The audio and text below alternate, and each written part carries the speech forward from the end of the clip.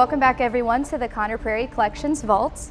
My name is Rebecca and I take care of all the amazing things in here, including this pigeon that we're going to talk about in today's episode.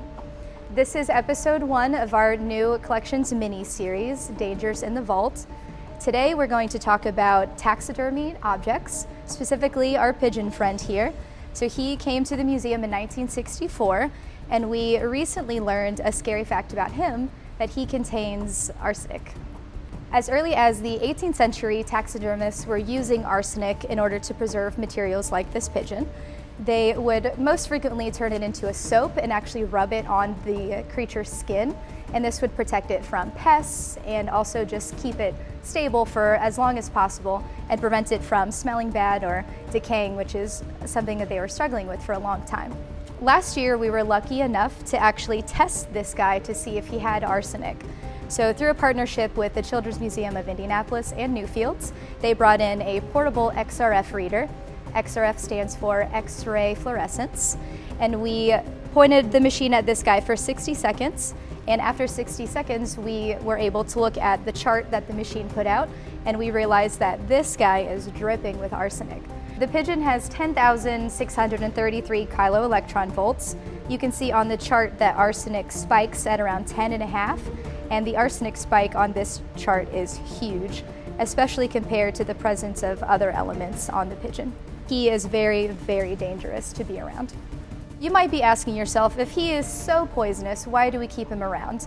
Well, this guy is particularly special because his species, the passenger pigeon, actually went extinct back in 1915. So the only existence that we have of something like this today is in a taxidermied specimen in a museum.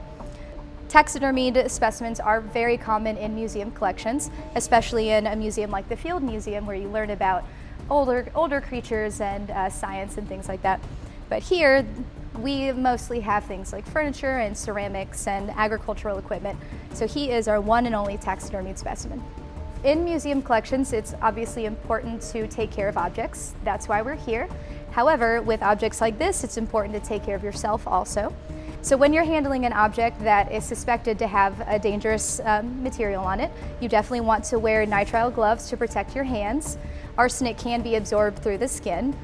The other way you can absorb arsenic into your body is by inhaling it. So this guy has to stay covered with glass at all times, otherwise arsenic can actually get into the air and you can breathe it in through your lungs.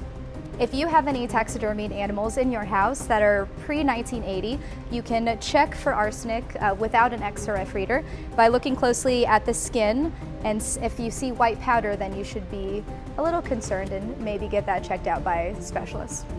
Thanks for joining us for episode 1 of our new mini-series. Come back next time to see what other dangers we have in the vault.